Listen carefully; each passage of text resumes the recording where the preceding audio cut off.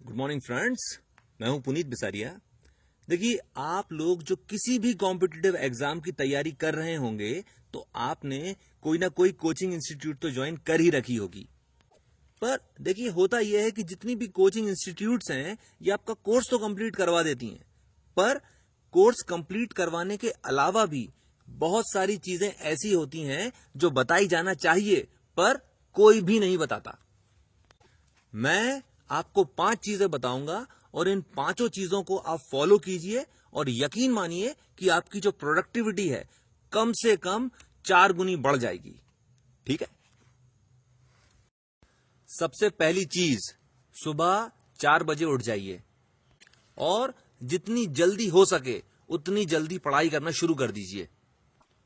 अब कुछ लोग कहते हैं कि मैं तो रात का प्राणी हूं, मैं तो रात में ही पढ़ाई कर पाता हूं। तो इस चीज को समझ लीजिए कि देखिए, दिन भर में आप 50 तरह की एक्टिविटीज करते हैं, 50 तरह के लोगों से मिलते हैं, तो रात होते होते आपका दिमाग इतना ज्यादा थक जाता है कि आपके दिमाग की जो एफिशिएंसी है वो 50-60% ही बचती है और कॉम्पिटिटिव एग्जाम को निकालने के लिए उतनी एफिशिएंसी पे पढ़ाई करने से कुछ भी नहीं होगा। अब सुबह 4 बजे उठने का एक तरीका है, भाई आप रात में कितने बजे भी सो, सुबह 4 बजे जैसे ही अलार्म बजे आप उठ के बैठ जाओ। शुरुआत में परेशानी होगी पर 5-6 दिन के अंदर आपको अपने आप ही रात में जल्दी ही नींद आने लग जाएगी। 10 बजे तक आपको नींद आने लग जाएगी। सो जाइए और सुबह आप आराम से 4 बजे उठ जाएंगे। एपीजे कलाम साहब जो थे वो अपनी पूरी जिंदगी सुबह 4 बजे उठते थे। बचपन में जब वो 8 साल के थे तो सुबह 4 बजे इसलिए उठते थे क्योंकि उन्हें पेपर बांटने जाना होता था, और जब वो राष्ट्रपति भी बन गए तब भी वो सुबह 4 बजे ही उठते थे। तो अगर जिंदगी में कुछ बनना है तो सुबह 4 बजे उठने की आदत बांध लीजिए। आपके ऊपर वैसे भी कोई जिम्मेदारी तो है नहीं है। सुबह 4 बजे उठ के आराम से पढ़ाई की जा सकती है और करना ही चाहिए। ठीक है। रूल नंबर 1, सुबह 4 बजे उठिए और पढ़ाई कीजिए। दूसरी चीज, ज्यादातर कॉम्पिटिटिव एग्जाम्स की जो बच्चे तैयारी करते हैं वो ये सवाल करते हैं कि कितने घंटे पढ़ना चाहिए। तो इस चीज को समझिए कि कभी भी घंटों में पढ़ाई नहीं होती। जब भी पढ़ाई करें 50 मिनट पढ़ाई करें और फिर 10 मिनट का ब्रेक ले लें। और ऐसा इसलिए क्योंकि इंसानी दिमाग एक बार में 52 मिनट से ज्यादा किसी भी चीज पर कंसंट्रेट नहीं कर सकता। इसलिए एक बार में आप 50 मिनट पढ़िए और फिर 10 मिनट का ब्रेक ले लीजिए। अब ये जो 10 मिनट का जो आप ब्रेक लोगे 50 मिनट पढ़ने के बाद, इसके अंदर मोबाइल नहीं खोलना है।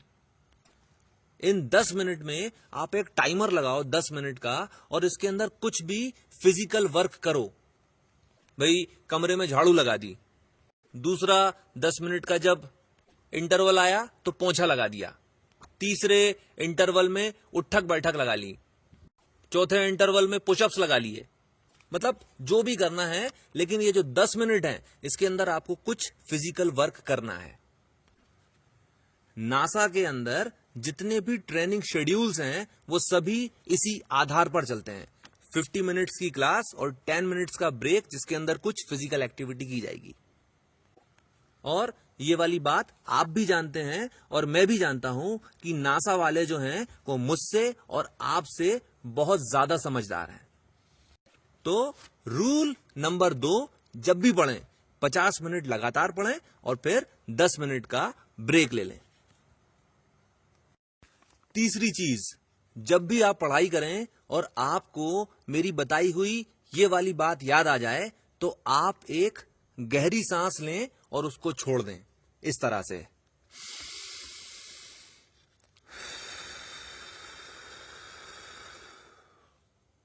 आपका दिमाग एकदम से रिचार्ज हो जाएगा। अब इस चीज को जरा सा समझ लीजिए। देखिए, हमारा जो दिमाग होता है वो 2 चीजों पर खेलता है। पहली चीज है ऑक्सीजन और दूसरी चीज है फ्रक्टोज। फ्रक्टोज एक प्रकार की शुगर होती है, ग्लूकोज फलों में मिलती है, फलों के रस में, और गुड़ में और शहद में मिलती है। दिमाग को जो शक्ति मिलती है वो फ्रक्टोज से मिलती है, और एक्टिविटी जो होती है उसकी वो ऑक्सीजन से चलती है। तो जितनी बार आप गहरी सांस खींचते हो, आपके दिमाग की जो भी थकावट हुई है वो दूर हो जाती है और आप फिर से रिफ्रेश हो जाते हो। रूल नंबर 3, जब भी आपको इस बात की याद आ जाए, आप एक गहरी सांस खींचना और छोड़ देना। ठीक है। चौथी चीज, इंस्पिरेशनल बुक्स और वीडियोस देखिए। देखिए, होता यह है कि जब आप किसी कॉम्पिटिटिव एग्जाम की तैयारी कर रहे होते हैं तो बहुत समय तक कुछ भी नहीं होता है। मतलब 2-2, 3-3, 4-4, 5-5 साल तक कुछ भी नहीं होता है। जो एस्पिरेंट है वो एस्पिरेंट ही बना रहता है। लोग उसको बेकार, बेरोजगार कहते हैं। फिर उस बंदे की मेहनत जो है वो सार्थक होती है, और वो बंदा जो कल तक बेकार, बेरोजगार था, आज IAS ऑफिसर बन जाता है या बैंक PO बन जाता है। यानी जब तक तेरा रिजल्ट नहीं आया था तब तक तू बेकार, बेरोजगार है। 2 मिनट बाद जैसे ही रिजल्ट अनाउंस हुआ, तू IAS ऑफिसर हो गया। पर ये जो 2, 3, 4, 5 साल जो हैं, इसके अंदर जब कुछ भी नहीं हो रहा होता है तो अच्छों की हिम्मत टूट जाती है। हिम्मत बंधी रहे, इसके लिए इंस्पिरेशनल किताबें और वीडियोस देखना ही देखना चाहिए।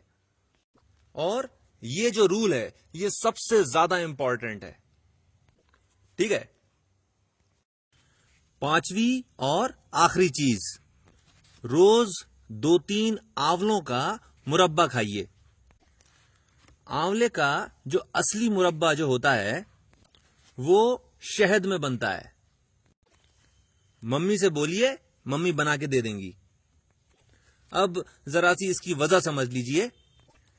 देखिए, जो लोग कॉम्पिटिटिव एग्जाम्स की तैयारी कर रहे होते हैं वो 7-7, 8-8 या 9-9 घंटे की सिटिंग दे रहे होते हैं, जिसकी वजह से जो सबसे पहला नुकसान जो होता है वो ये होता है कि उनका पेट खराब हो जाता है। और अगर आप आंवले का मुरब्बा खाते हैं तो कभी भी जिंदगी में आपका पेट खराब नहीं हो सकता। दूसरी चीज, आंवले के अंदर विटामिन C अत्यधिक मात्रा में होता है, जो हर तरह की शारीरिक और मानसिक थकावट को दूर कर देता है। तीसरी चीज, जैसा कि मैंने कहा, असली आंवले का मुरब्बा जो होता है वो शहद से बनता है, और शहद is the best source of fructose.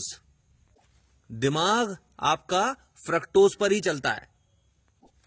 यानी शहद जो है वो आपके दिमाग को न्यूक्लियर रिएक्टर बना देता है।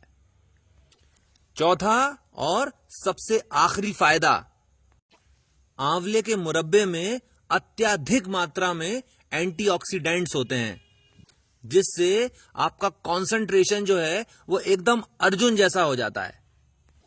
यानी जब आप पढ़ोगे तो आपका ध्यान बिल्कुल भी नहीं भटकेगा।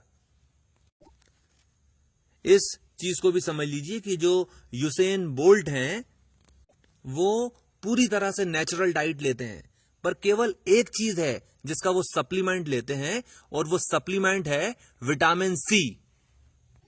और क्योंकि विटामिन C का बेस्ट रिसोर्स आंवला होता है, इसलिए आपको रोज 2-3 आंवलों का मुरब्बा खाना ही खाना चाहिए।